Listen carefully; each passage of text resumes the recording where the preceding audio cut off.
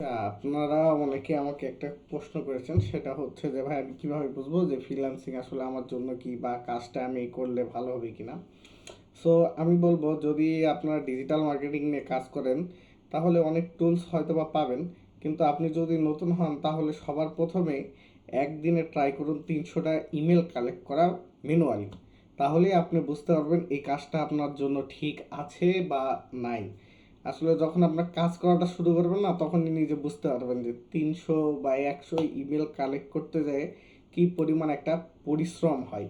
আমি এসিও বা Facebook marketing বা ফেসবুক বুস্ট এইগুলা কাজের কথা বাদই দিলাম।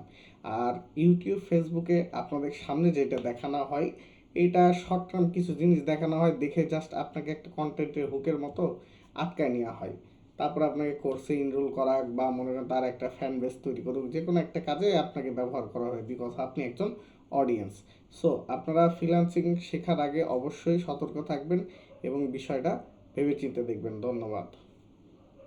আপনারা অনেকে আমাকে একটা প্রশ্ন করেছেন, সেটা হচ্ছে যে ভাই আমি কিভাবে বুঝবো যে ফ্রিল্যান্সিং আসলে আমার জন্য কি, বা কাজটা আমি করলে ভালো হবে কিনা। সো আমি বলবো, যদি আপনারা ডিজিটাল মার্কেটিং নিয়ে কাজ করেন তাহলে অনেক টুলস হয়তো বা পাবেন, কিন্তু আপনি যদি নতুন হন তাহলে সবার প্রথমে একদিনে ট্রাই করুন 300টা ইমেল কালেক্ট করা ম্যানুয়ালি। তাহলেই আপনি বুঝতে পারবেন এই কাজটা আপনার জন্য ঠিক আছে বা নাই। আসলে যখন আপনার কাজ করাটা শুরু করবেন না, তখনই নিজে বুঝতে পারবেন যে 300 বা 100 ইমেল কালেক্ট করতে যায় কি পরিমাণ একটা পরিশ্রম হয়। আমি এসিও বা ফেসবুক মার্কেটিং বা ফেসবুক বুস্ট এইগুলা কাজের কথা বাদই দিলাম। আর ইউটিউব ফেসবুকে আপনাদের সামনে যেটা দেখানো হয়, এটা শর্ট টার্ম কিছু জিনিস দেখানো হয়, দেখে জাস্ট আপনাকে একটা কন্টেন্টের হুকের মতো আটকায় নেওয়া হয়। তারপর আপনাকে কোর্সে ইনরোল করা বা মনে করেন তার একটা ফ্যান বেস তৈরি করুক, যে কোনো একটা কাজে আপনাকে ব্যবহার করা হয়, বিকজ আপনি একজন অডিয়েন্স। সো আপনারা ফ্রিল্যান্সিং শেখার আগে অবশ্যই সতর্ক থাকবেন এবং বিষয়টা ভেবেচিন্তে দেখবেন। ধন্যবাদ।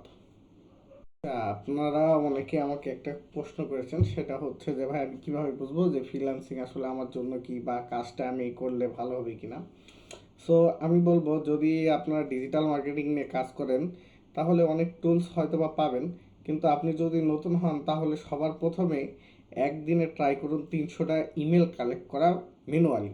তাহলেই আপনি বুঝতে পারবেন এই কাজটা আপনার জন্য ঠিক আছে বা নাই। আসলে যখন আপনার কাজ করাটা শুরু করবেন না, তখনই নিজে বুঝতে পারবেন যে 300 বা 100 ইমেল কালেক্ট করতে যায় কি পরিমাণ একটা পরিশ্রম হয়। আমি এসিও বা ফেসবুক মার্কেটিং বা ফেসবুক বুস্ট এইগুলা কাজের কথা বাদই দিলাম। আর ইউটিউব ফেসবুকে আপনাদের সামনে যেটা দেখানো হয়, এটা শর্ট টার্ম কিছু জিনিস